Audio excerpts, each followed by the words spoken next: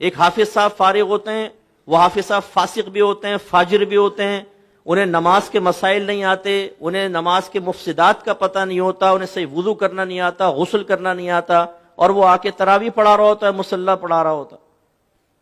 ناراض مت ہوئیے گا، ہماری مسجد کمیٹی اس کا امتحان لینے کے لیے یہ نہیں پوچھتی کہ تمہیں کچھ مسائل پتہ ہیں کہ نہیں پتہ، تم امامت کرو گے۔ وہ کہتے ہیں 2 رکعت نماز پڑھ کے سنائیں ذرا، ہم دیکھتے ہیں، ہمارے نمازی ٹیسٹ لیں گے آپ کا کہ آپ کیسا پڑھتے ہیں۔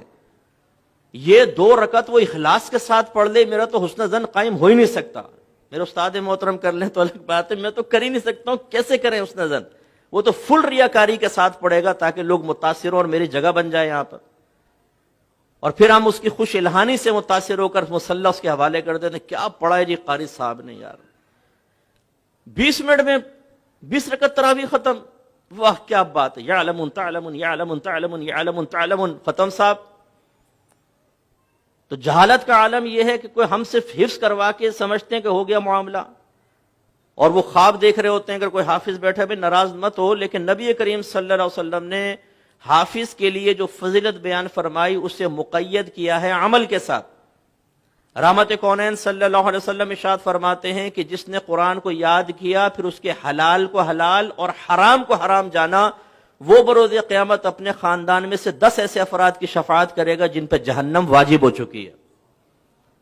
تو یہ حلال کو حلال حرام کو حرام جانا تو بیچ میں سے ہٹا دیا۔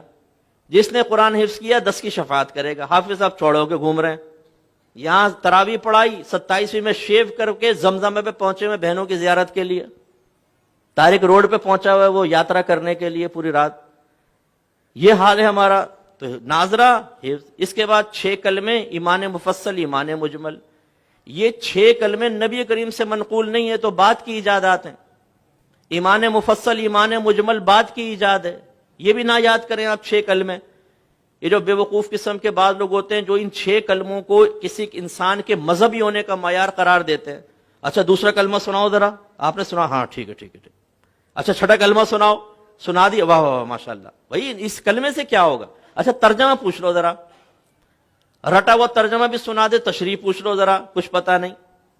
تو سمجھانا یہ مقصود ہے کہ ہم لوگوں نے اس وقت جہالت اتنی عام ہے، اور وجہ اس کی کیا ہے کہ ہم نے چند چیزوں کو دین کا نام دے دیا بس۔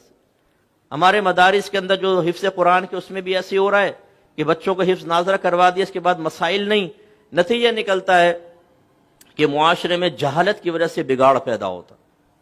سب سے بڑا بگاڑ علم کی کمی کی بنا پر ہے۔ آپ کے نبی کریم صلی اللہ علیہ وسلم نے فرمایا طلب العلم فریضۃ علی کل مسلم، علم کا حاصل کرنا ہر عاقل بالغ مسلمان مرد و عورت پر لازم ہے۔ لیکن چونکہ ہمارے اندر ایک تحریک بغاوت اٹھ چکی ہے، آج اگر آپ کی گورنمنٹ آف پاکستان یہ اعلان کرے کہ جو فرض علوم سیکھے گا اس کو فرض علوم کے بینیفٹ ملیں گے پر منتھ 1 لاکھ روپے، جو اس فرض علوم کا حامل ہوگا ہر مہینے 1 لاکھ روپے بینیفٹ ملے گا، وظیفہ ملے گا۔ آپ دیکھیں ہم میں سے ہر ایک ڈھونڈ رہا ہوگا یار فرض علوم ہے کیا، ہمیں بتاؤ کیا ہے فرض علوم۔ لیکن جب اس کا اعلان نہیں، آپ کے نبی نے فرمایا علم حاصل کرنا فرض ہے، تو ہم اتنی بھی زحمت گوارا نہیں کرتے کہ گھر کا سرپرستی کم از کم، بیٹا ہل نہیں کرتے، ایسا نہ اوپر چلے جاؤ تم سیدھے شوں، تھوڑا سا جم کے بیٹھ جاؤ نا، ہل رہا ہو ڈسٹرب کر رہا ہو۔ تو گھر کا سرپرست بھی اس چیز کو سمجھنے کے لیے تیار نہیں ہے کہ مجھے علم سیکھ کر اپنے بچوں کو سکھانا چاہیے، وہ بھی بیچارہ ایسے ہی ہے۔ تو نتیجہ یہ ہے کہ ہمارا آج معاشرے کے اندر جو بگاڑ نظر آتا ہے اس کی بہت بڑی وجہ جہالت ہے۔